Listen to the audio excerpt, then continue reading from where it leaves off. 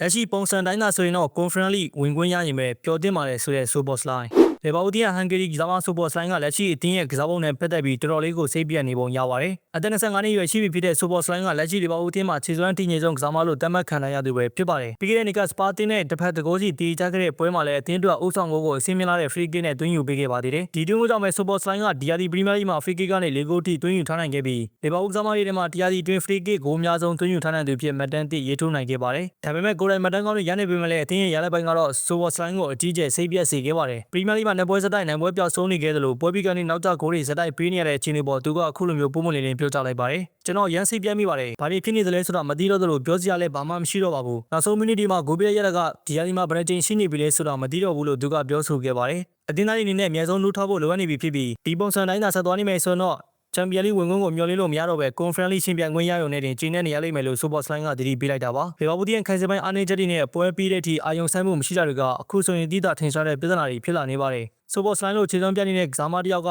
အခုလိုမျိုးထုတ်ပေါ်ပြောဆိုလာတာကအသင်းတွင်းမှာရှိနေတဲ့အားနည်းချက်တွေကိုမိမောင်းထုတ်ပြလိုက်တာပဲဖြစ်ပါတယ်။ပြည်သူတွေကလည်း Szoboszlai ရဲ့ free kick စွမ်းရည်ကိုချီးကျူးနေကြပေမဲ့အသင်းရဲ့အဆင့်လေးတွင်းဝင်နိုင်ရေးမျှော်လင့်ချက်တွေကဝေဝါးလာနေတာကိုတော့စိုးရိမ်နေကြပါတယ်။ Champions League ဝင်ခွင့်ဆိုတာကလီဗာပူးလို့အသင်းကြီးတစ်သင်းတော့မရှိမဖြစ်လိုအပ်ချက်ဖြစ်ပေမဲ့လက်ရှိရလဒ်တွေကတော့ Conference League အဆင့်ကိုသာဦးတည်နေတာပဲဖြစ်ပါတယ်။ Szoboszlai ရဲ့မတန်တွေကလီဗာပူးအသင်းရဲ့တမိုင်းမှာဂုဏ်ယူစရာဖြစ်ပေမဲ့အသင်းလိုက်ရလဒ်မကောင်းတာကဒီအောင်မြင်မှုကိုအယောင်မိန်စေခဲ့ပါတယ်။အသင်းသားတွေကြားမှာလည်းစစ်တပိုင်းဆိုင်ရာပြန်လည်တည်ဆောက်ဖို့လိုအပ်နေသလိုဒီပြအဖွဲ့အနေနဲ့လည်းနောက်ဆုံးမိနစ်မှာဂိုးပေးရတဲ့လေ့ကျင့်ဇိုးကိုဘယ်လိုပြင်မလဲဆိုတာကအဓိကတော့ချက်ဖြစ်လာမှာပဲဖြစ်ပါတယ်။ Szoboszlai ရဲ့ဒီပေးချက်ကအသင်းမော်တွေအတွက်လုံးစုံမှုတစ်ခုဖြစ်သွားမလားဒါမှမဟုတ်အသင်းအကြပိုင်းကိုပိုပြီးတည်တာသွားစီမလားဆိုတာကတော့လာမယ့်ပွဲစဉ်တွေမှာဖြစ်ပေါ်လာမှာပဲဖြစ်ပါတယ်။နောက်ဆုံးမှာတော့လီဗာပူးအသင်းနဲ့ Champions League ဝင်ခွင့်ကိုတကယ်ပဲလိုအပ်တယ်ဆိုရင်တော့ Szoboszlai ပြောလို့နိုးထားဖို့အချိန်တန်နေပြီပဲဖြစ်ပါတယ်။ပွဲပြီးကနေအာရုံစိုက်မှုတွေရောနေနေတာကိုအများဆုံးမပြင်နိုင်ဘူးဆိုတော့ဥရောပရဲ့တတိယဆင့်ပြိုင်ပွဲဖြစ်တဲ့ Conference League မှာပဲလီဗာပူးတို့ကိုမြင်တွေ့ရဖို့ရှိနေပါတယ်။ Szoboszlai ရဲ့စိတ်ပြမှုတွေကလီဗာပူးပြည်သက်ရဲ့ယင်းတွေကခန်းစားချက်နဲ့ထပ်တူကျနေတာကြောင့်အသင်းရဲ့ပြောင်းလဲမှုတွေကိုအားလုံးကစောင့်ကြည့်နေကြတာပဲဖြစ်ပါတယ်။ဒါကြောင့် Anfield ရဲ့ညတွေမှာ Champions League ဒေသတွေကိုပြန်ကြားခြင်းနေဆိုတော့အခုကလေးကစပြီးအမှားမျိုးမရှိတဲ့ပုံစံမျိုးနဲ့ကစားပြဖို့လိုအပ်နေပြီဖြစ်ပါတယ်။